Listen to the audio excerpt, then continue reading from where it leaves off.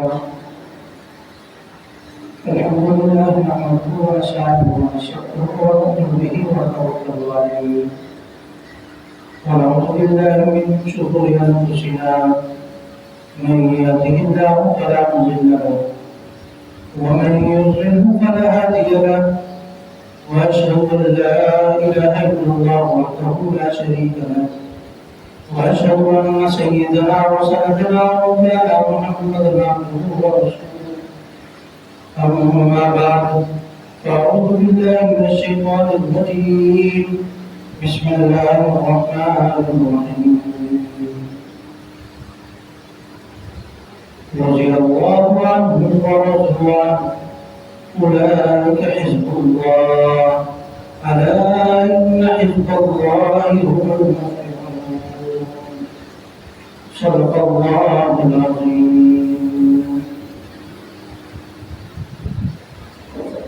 میرے دوستوں ساتھی بزرگوں، ذوالحجہ کا مہینہ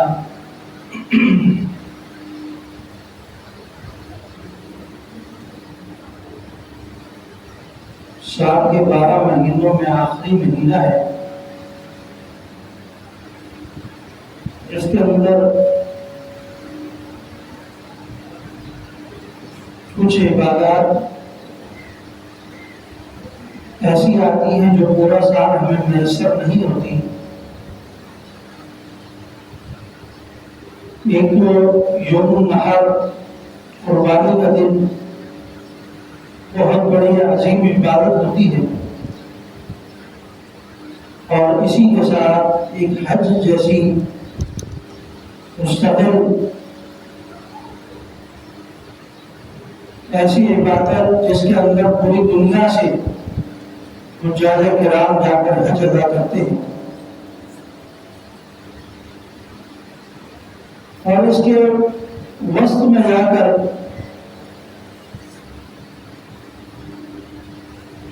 ایک بہت بڑی شہادت ہمارے سامنے آتی ہے جس کو ہم مظلوم مدینہ کے نام سے جانتے ہیں. حضرت عثمان غنی رضی اللہ تعالی عظیم المرتبہ نبی اکرم صلی اللہ علیہ وسلم کے انتہائی قریب، آپ صلی اللہ علیہ وسلم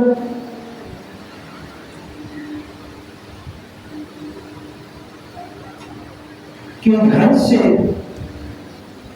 2 بیٹیاں آپ کے نکاح میں. آپ علیہ السلام کو 4 بیٹیاں، ان میں سے 2 آپ کے نکاح میں.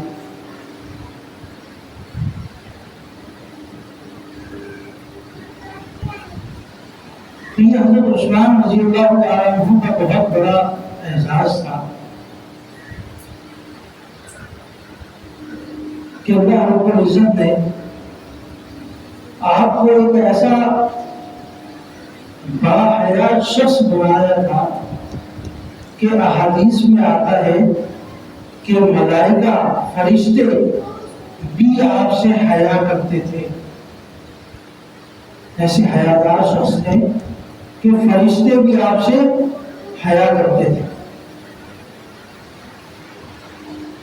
ایک واقعہ نبی اکرم صلی اللہ علیہ وسلم اپنے گھر کے اندر تشریف فرما تھے، اور جیسے ہوتا ہے آدمی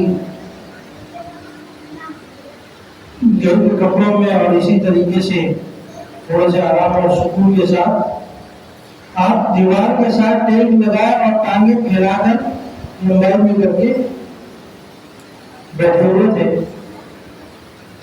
حضرت ابوبکر صدیق رضی اللہ تعالیٰ عنہ تشریف لاتے ہیں. آپ علیہ السلام ویسے کے ویسے ہی بیٹھے رہتے ہیں، سلام دعا ہوتی ہے، بات چیت آگے شروع ہو جاتی ہے. آپ کی پنڈلی مبارک سے دھوتی کا آدھا حصہ ہٹا ہوا تھا جس سے آپ کی پنڈلی نظر آ رہی تھی. اسی دوران حضرت عمر رضی اللہ تعالیٰ عنہ بھی تشریف لاتے ہیں. تو آپ علیہ السلام کو ان سے سلام دعا کرتے وہ بیٹھ جاتے ہیں اور گپ شپ کا سلسلہ ہے، باتوں کا سلسلہ آگے چلتا رہتا ہے۔ اسی دوران تھوڑی دیر کے بعد دستک ہوتی ہے دروازے پر، حضرت عثمان غنی رضی اللہ تعالیٰ عنہ تشریف لاتے ہیں۔ آپ علیہ السلام اپنی ٹانگوں کو سمیٹ کر بیٹھ جاتے ہیں اور فرماتے ہیں کہ یہ وہ بندہ آ گیا ہے جس سے اللہ کے فرشتے بھی حیا کرتے ہیں، تو میں کیوں حیا نہ کروں؟ کر کے دکھایا،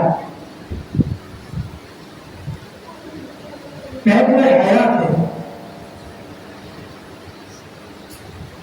اسی وجہ سے آپ علیہ السلام نے فرمایا تھا کہ میرے ایک بیٹی آپ کے نکاح میں دی، اس کا انتقال ہو گیا، میں دوسری بیٹی دے دی۔ اگر دوسری کا انتقال ہو گیا تو پھر میں تیسری بھی دیتا اگر میرے پاس ہوتی۔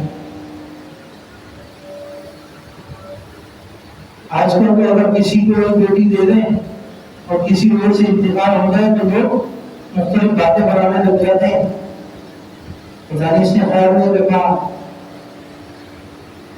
یا ظلم کرتا رہا ہے، یا پریشان کرتا رہا ہے، ذہنی ٹارچر کرتا رہا ہے، اس طرح کی مختلف باتیں آتی ہیں۔ لیکن آپ علیہ السلام نے ایک بیٹی کے انتقال کے بعد دوسری بیٹی دی اور پھر فرمانے لگے اگر میری 10 بیٹیاں ہوتی تو 10 کی 10 عثمان کی نکاح میں دیتا رہتا۔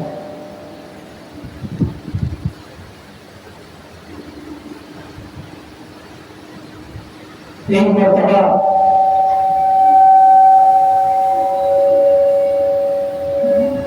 بیر بروما ایک کنواں تھا جس کے اندر جو ایک یہودی کا تھا، اور وہ یہودی اس کنویں سے پانی نکال کر لوگوں کو بیچا کرتا تھا، جس طرح آج کل یہاں ٹینکر آپ کو نظر آتے ہیں۔ تو اس طرح وہ مافیا بنا ہوا تھا اس وقت کنواں کا۔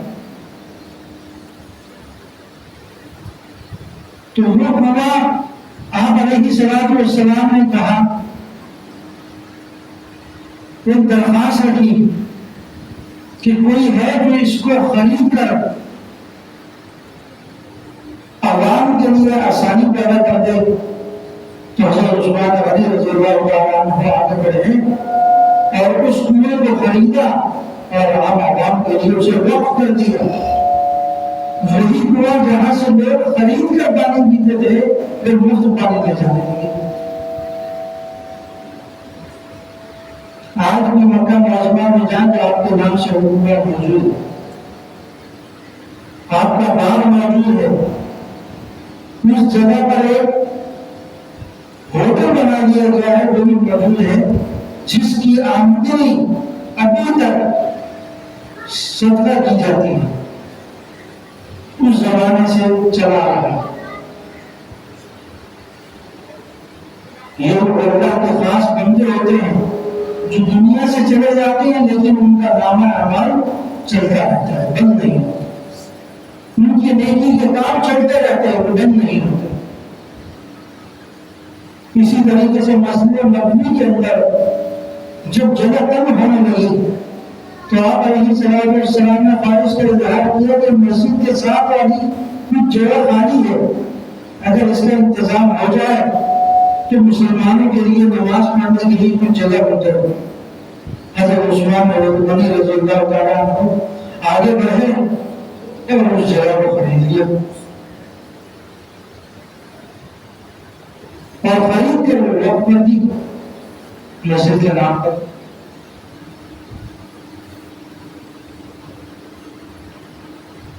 اور اسی کی آپ علیہ السلام کے کلمے کی سربلندی کے لیے اپنی جان تک دے دیا، آخر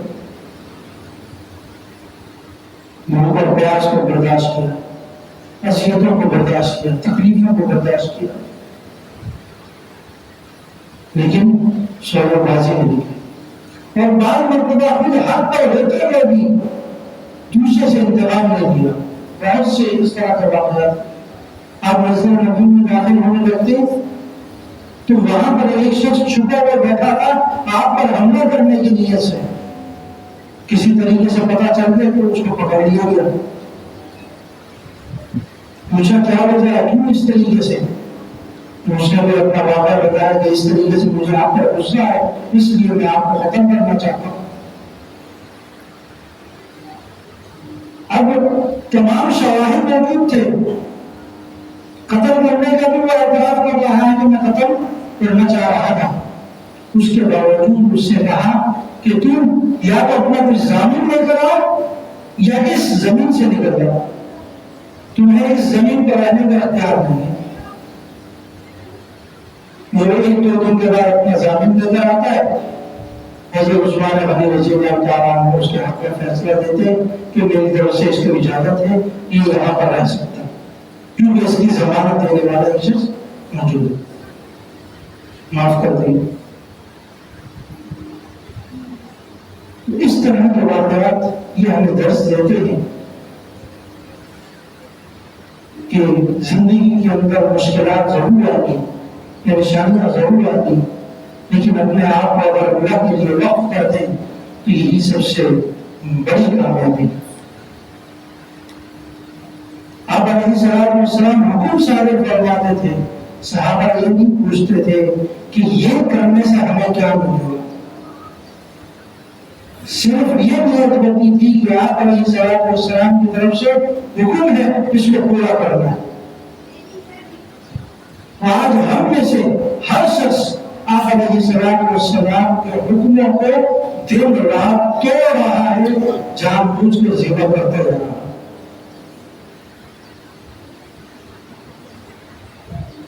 हम तवज्जो ही नहीं देते।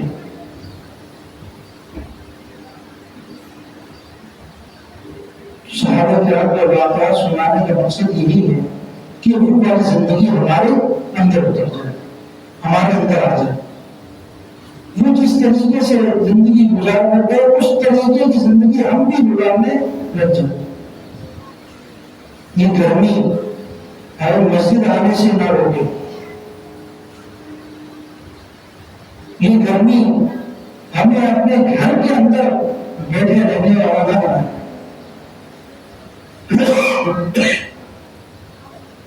कितने लोग हैं जो सिर्फ इस गर्मी की वजह से मस्जिद में नमाज के लिए भी नहीं आते।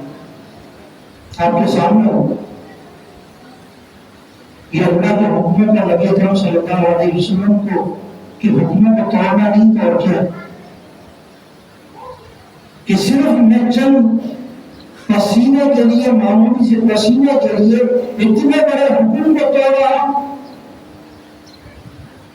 जबकि मुझे कहा गया हय्या अलस सलाह हय्या अलल फलाह कि इसी के अंदर कामयाबी है। हम नहीं आते।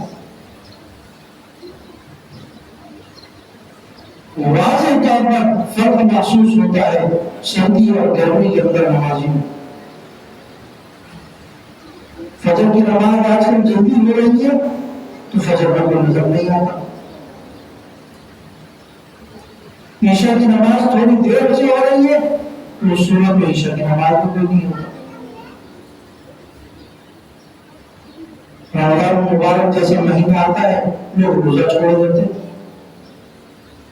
ये वो फर्ज इबादत हैं जिनके छोड़ने की कोई गुंजाइश नहीं। एक मरतबा अगर कोई छोड़ दी तो दोबारा उसका इरादा करना नामुमकिन है, हो नहीं सकता। हम उस तरह की इबादत को छोड़ देते। अल्लाह ताला सहाबा किराम के नक्शे कदम पर चलने की तौफीक अता फरमाए और आप अलैहिस्सलातु वस्सलाम की जो फरामीन है उनके मुताबिक जिंदगी गुजारने वाला बनाए।